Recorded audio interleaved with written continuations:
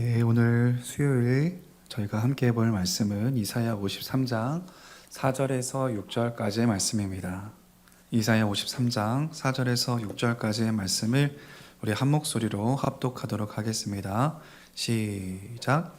그는 실로 우리의 질고를 지고 우리의 슬픔을 당하였거늘 우리는 생각하기를 그는 징벌을 받아 하나님께 맞으며 고난을 당한다 하였노라. 그가 찔림은 우리의 허물 때문이요 그가 상함은 우리의 죄악 때문이라. 그가 징계를 받음으로 우리는 평화를 누리고 그가 채찍에 맞음으로 우리는 나음을 받았도다. 우리는 다 양 같아서 그릇 행하여 각기 제 길로 갔거늘 여호와께서는 아멘. 우리 오늘 이 시간에는 거룩한 교환이라는 제목으로 하나님의 말씀을 나누도록 하겠습니다. 15세기에는 토마스 캠피스라는 수도사가 있었습니다. 저와 여러분들에게는 그리스도를 본받아라는 기독교 고전책을 저술한 작가로 잘 알려져 있습니다. 그의 책 한 부분에는 이런 내용이 적혀 있습니다. 제가 읽어드리도록 하겠습니다. 십자가에는 건강이, 십자가에는 생명이, 십자가에는 마귀로부터의 보호가, 십자가에는 천국의 달콤함이, 십자가에는 마음의 강인함이, 십자가에는 성령의 기쁨이, 십자가에는 고결함의 극치가, 십자가에는 거룩함의 완성이 있다. 십자가 없이는 영혼의 건강도 없고 영생의 소망도 없다. 네, 성경이 아님에도 불구하고 저절로 아멘이 나오는 어떤 글귀입니다. 우리가 누리고 있는 하나님의 구원, 생명과 평안, 그리고 우리가 내세에 하나님의 나라에서 누리게 될 좋고 선한 그 모든 것들이 바로 십자가에서 기인한다라는 것입니다. 그래서 우리 신앙 고백 가운데 가장 중요한 것은 바로 이 십자가의 고백입니다. 많은 교회가 주일 예배를 드릴 때 사도신경, 사도신조를 통해서 우리들의 신앙을 고백합니다. 사도신경에는 성부 하나님과 성자 예수님, 성령 하나님, 이 삼위일체에 대한 신앙 고백이 있고 하나님의 구원에 대한 고백이 담겨져 있습니다. 그 중에서도 가장 많은 비중을 차지하고 있는 고백이 바로 예수 그리스도에 대한 고백입니다. 우리 사도신경 처음이 어떻게 시작하죠? 바로 나는 전능하신 아버지 하나님 천지의 창조주를 믿습니다. 우리 성부 하나님에 대한 고백입니다. 그 다음에 우리가 어떻게 고백하죠? 나는 그의 유일하신 아들 우리 주 예수 그리스도를 믿습니다. 그는 성령으로 잉태되어 동정녀 마리아에게서 나시고 본디오 빌라도에게 고난을 받아 십자가에 못 박혀 죽으시고 장사된 지 사흘 만에 죽은 자 가운데서 다시 살아나셨으며 하늘에 오시어 전능하신 아버지 하나님 우편에 앉아 계시다가 거기로부터 산자와 죽은 자를 심판하러 오십니다. 이 부분은 바로 성자 예수 그리스도에 대한 고백인 거예요. 성부 하나님과 성령 하나님, 교회, 성도의 교제, 부활 그 모든 것들을 다 합쳐도 이 성자 예수 그리스도의 고백보다 양이 적습니다. 제가 이렇게 말씀드리는 것은 성자에 대한 고백이 가장 많으니까 성부 하나님과 성령 하나님보다 더 우월하다고 말하는 것이 아닙니다. 하나님은 우리를 구원하실 때 그 구속의 과정마다 이 삼위 하나님이 모두 개입하시고 모두 관여하셨습니다.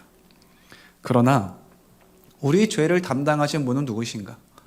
우리 죄를 짊어지시고 어린 양으로서 단번에 자기 몸을 제사로 드린 분은 누구신가? 바로 예수 그리스도입니다. 오늘은 우리 고난주간을 맞이하여서 이 예수님의 속죄에 대해서 묵상했으면 좋겠습니다.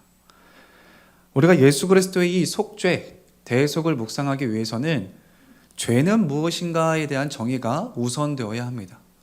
제가 성도님들께 여쭙겠습니다. 죄는 무엇입니까?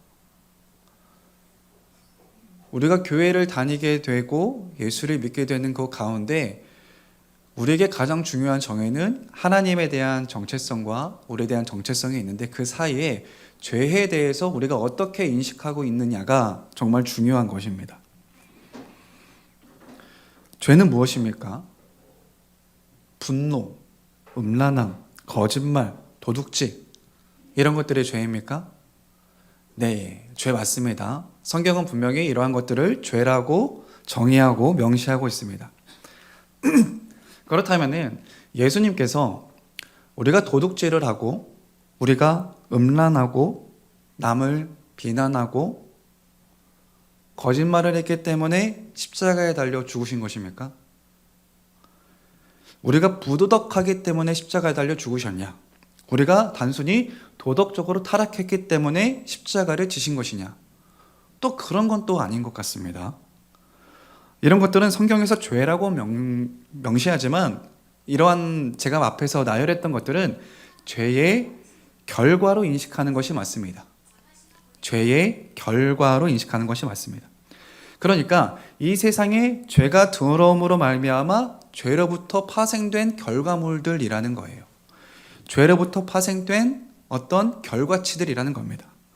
그러니까 간음, 음란, 살인, 거짓말, 가난, 전쟁, 탐욕, 질투 이런 것들은 성경에서 죄라고 명시하지만 사실은 죄의 열매로 보는 것이 더 좋다라는 것입니다. 그렇다면 우리가 알아야 할 것은 예수 그리스도께서 십자가에 달려 죽으셔야 했던 근원적인 죄는 무엇인가에 대해서 우리가 다시 한번 점검해 보기를 원합니다. 우리가 이사야 1장 2절에서 4절까지의 말씀을 한번 읽어보도록 하겠습니다. 제가 읽도록 하겠습니다. 하늘이여 들으라, 땅이여 귀를 기울이라. 여호와께서 말씀하시기를 내가 자식을 양육하였거늘 그들이 나를 거역하였도다. 소는 그 임자를 알고 나귀는 그 주인의 구유를 알건만은 이스라엘은 알지 못하고 나의 백성은 깨닫지 못하는도다 하셨도다. 슬프다 범죄한 나라요 허물진 백성이요 행악의 종자요 행위가 부패한 자식이로다. 그들이 여호와를 버리며 이스라엘의 거룩하신 이를 만유리 여겨 멀리하고 물러갔도다. 하나님께서 자신의 백성을 키우고 기르셨지만 이스라엘 백성들은 알지도 못하고 깨닫지도 못하였습니다. 하나님은 그들에게 범죄한 나라라고 지칭하십니다. 여기에 범죄에 해당하는 단어, 바로 관역에서 벗어나다라는 뜻입니다. 우리 성도님들 죄에 대한 설교와 죄에 대한 주제를 다룰 때 이 관역에서 벗어나다라는 것들을 잘 알고 계실 텐데요. 관역에서 벗어나다라는 이유는 그 의미는 하나님의 기준에서 벗어났다라는 것입니다. 하나님의 기준에서 벗어났다. 이것은 어떠한 방향의 문제이기도 하지만 하나님의 기준에 부합하지 못하다는 뜻입니다. 하나님의 기준에 도달하지 못하는 상태, 하나님의 기준에 부합하지 못하는 상태가 관역에서 벗어나다, 관역에서 빗나가다라는 것입니다. 그러한 의미에서 이 죄라는 것은 어떠한 나쁜 행동이 아니라 하나님의 기준에 도달하지 못하는 우리의 타락한 영적 상태 전체를 의미합니다. 나쁜 행동들의 나열이 아니라 우리의 하나님의 기준에서 비껴나가고 벗겨나간 하나님의 기준에 부합하지 못한 영적 상태 전체를 바로 죄라고 말합니다. 여러분, 하나님의 기준은 1g도 모자람이 없는 완전한 의로움입니다. 각도로 따져본다면요, 단 1도도 틀어지지 않은 완벽한 의로움이 바로 하나님의 기준입니다.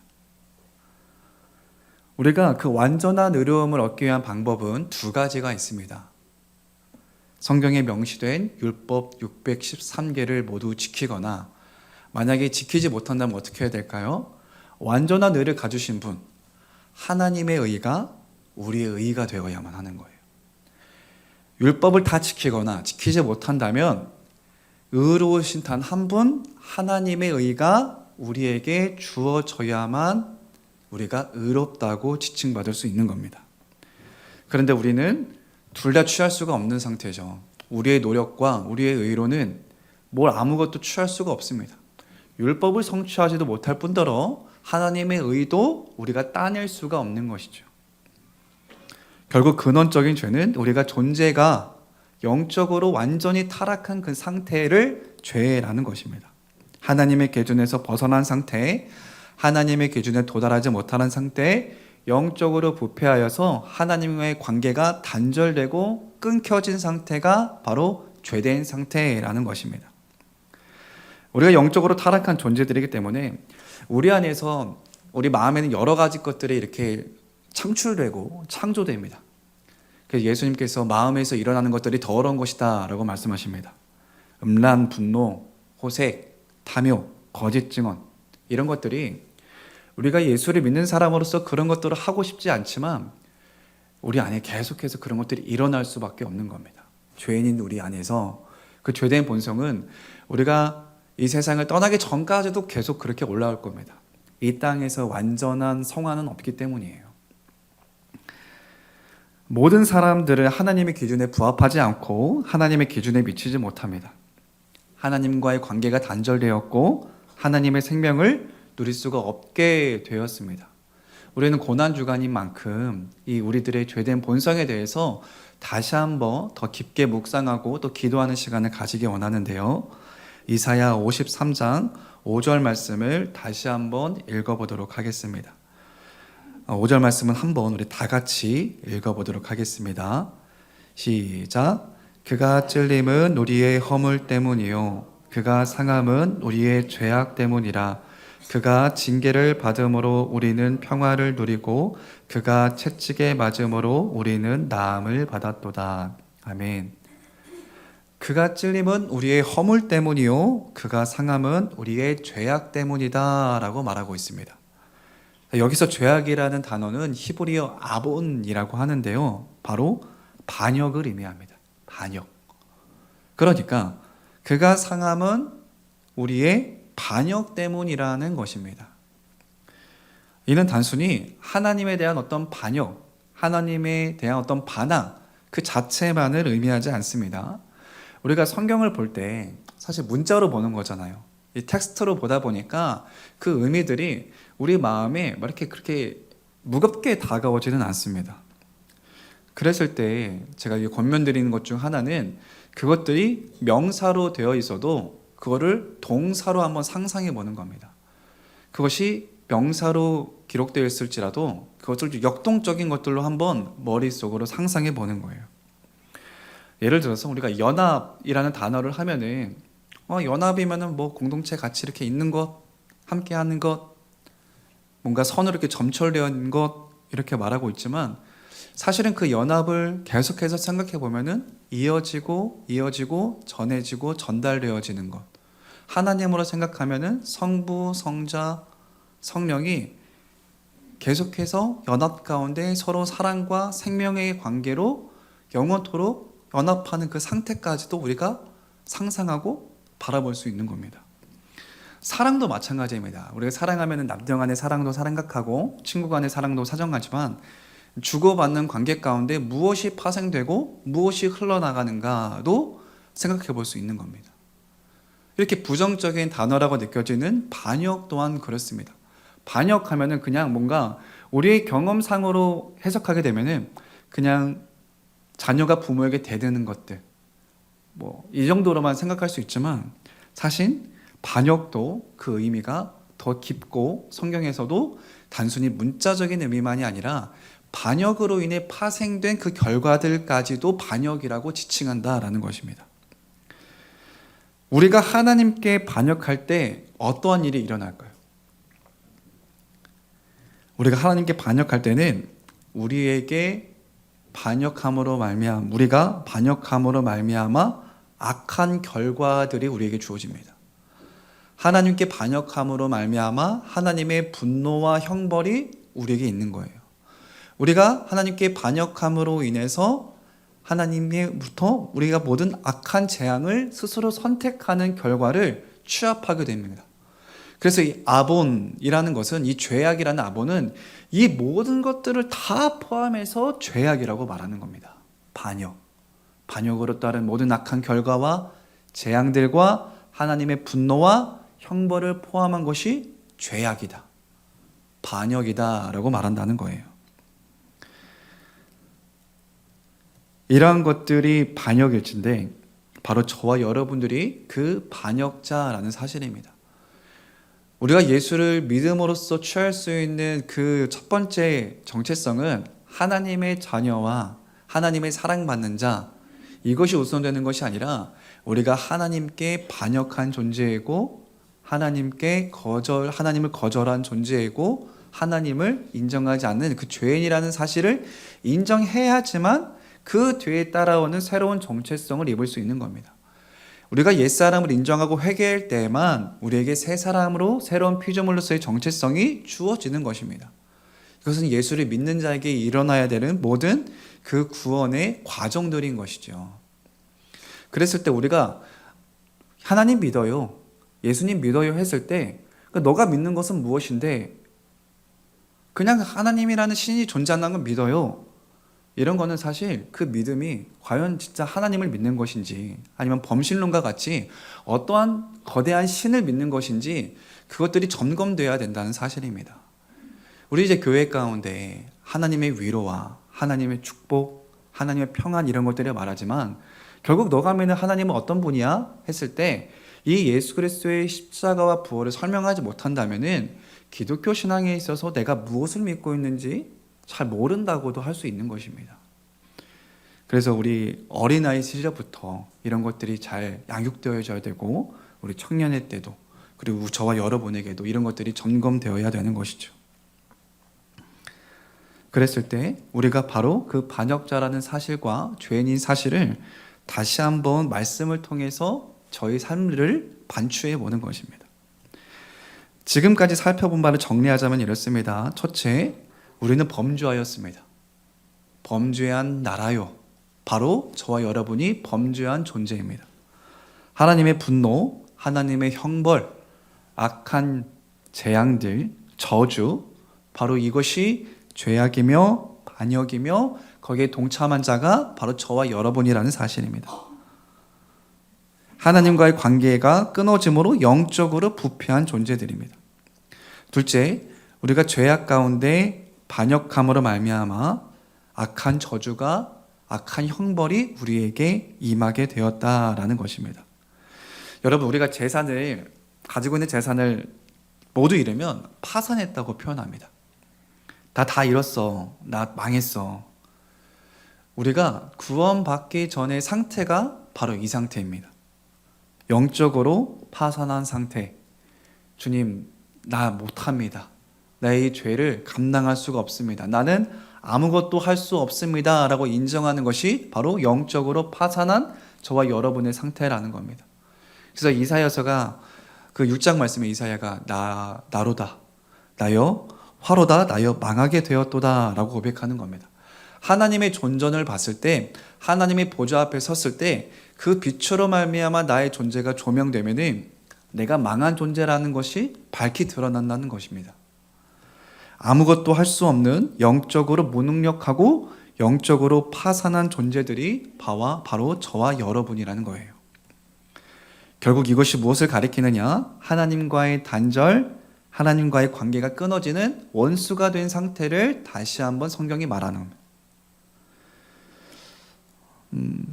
그런데 우리가 치러야 할 이 우리의 죄악과 하나님의 분노와 형벌, 저주, 이 모든 것들이 하나님께서 우리를 사랑하셔서 우리를 구원하시기 위해 이 죄악을 그의 아들에게 담당시키셨다라는 것입니다. 아까 말씀드렸습니다. 하나님의 의가 우리의 의가 되기 위해서 성자 하나님이 그 죄를 담당하시고 우리에게 의를 주신 겁니다. 자, 그런데 우리가 한 가지 질문을 해볼 것이 있습니다. 하나님께서 과연 저와 여러분들을 구원해야 합니까? 하나님이 우리를 구원하셔야 할까요? 하나님이 우리를 구원하시는 것이 어떤 책임과 의무가 있습니까? 그런 것이 없습니다. 하나님은 우리를 구원하지 않아도 하나님께는 어떤 귀책 사유가 없다라는 겁니다. 그럼에도 불구하고 하나님은 우리를 사랑하심으로 말미암아 성자 예수 그리스도를 독생자로 보내셔서 바로 성자 하나님이 그 죄를 담당하시고 성자 하나님으로 말미암아 그 의를 얻게 되었습니다. 이사야서 53장 6절 말씀을 함께 읽어보도록 하겠습니다.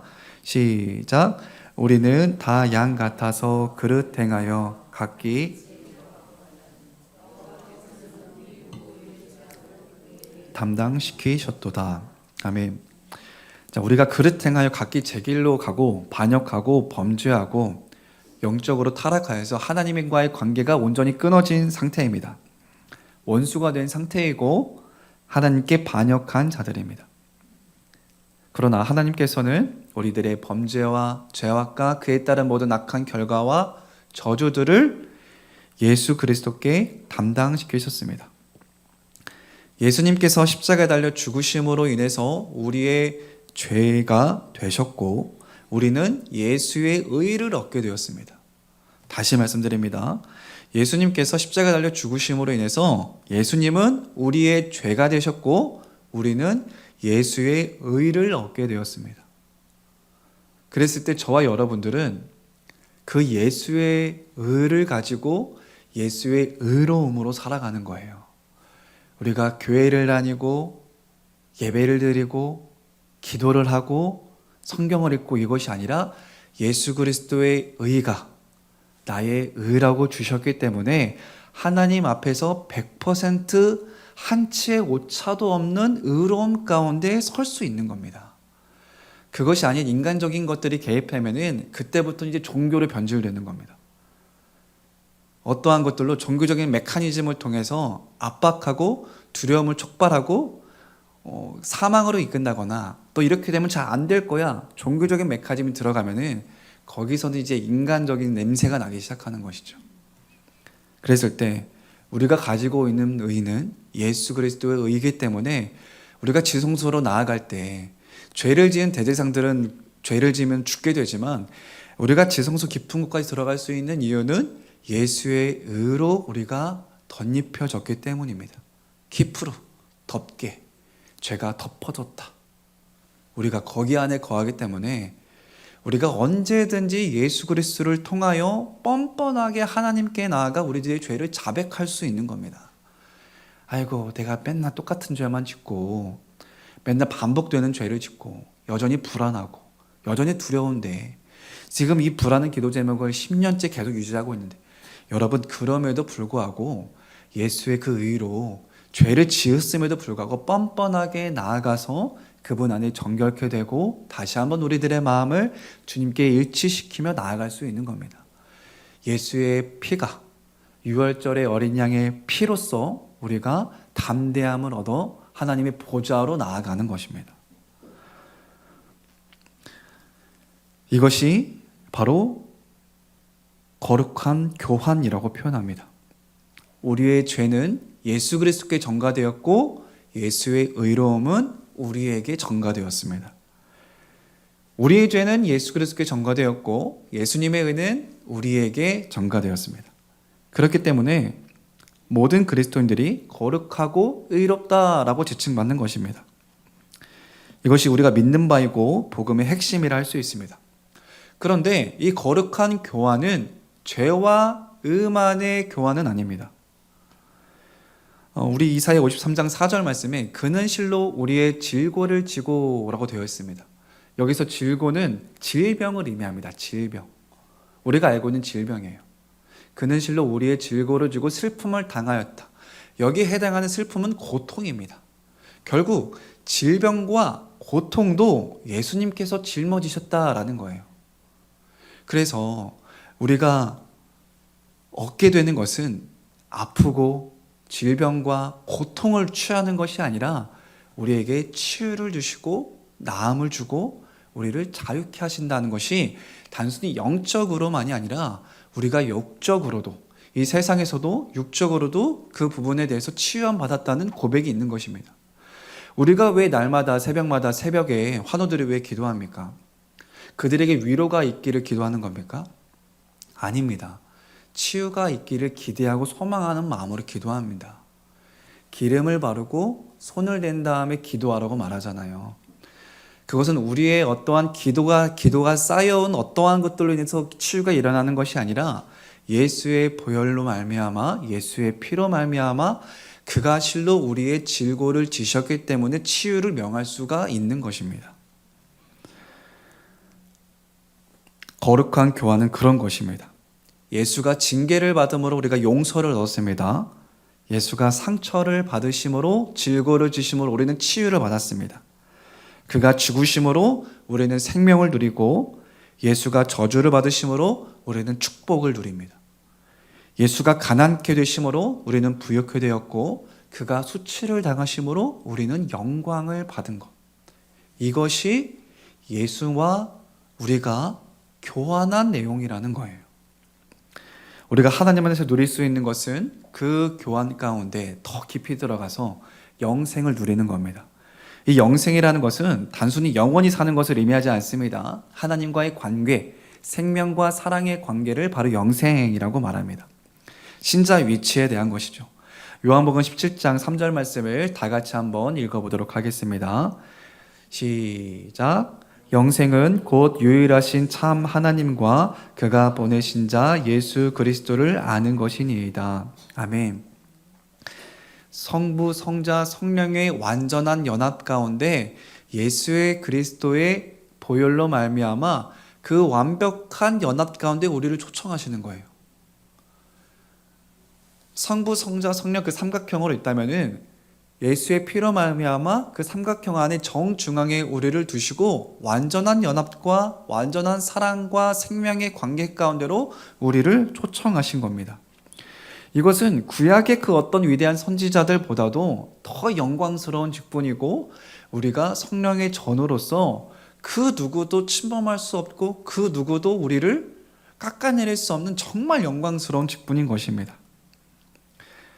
하나님께서 자기 몸을 들이심으로 말미암아 화목제물이 되셨습니다.